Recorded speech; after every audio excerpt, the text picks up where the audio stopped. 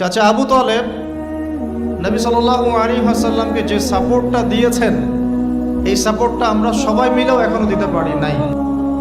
চাচা আবু তালেব শেষ পর্যন্ত কালিমা পড়েন নাই।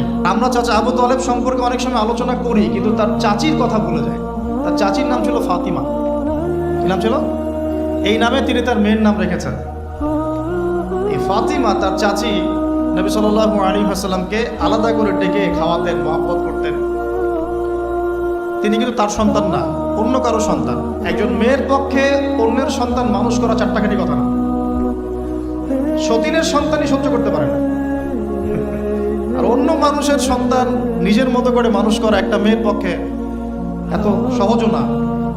এই কাজটা চাচি করেছেন। আমি একটা জায়গায় আসতে চাচ্ছি, এত কিছু করার পরেও, সমাজের মানুষের অত্যাচার, নির্যাতন সব থেকে ভাতিজাকে প্রোটেক্ট করার পরেও শেষমেশ তিনি কালিমা লা ইলাহা ইল্লাল্লাহ সাক্ষ্য দেন নাই।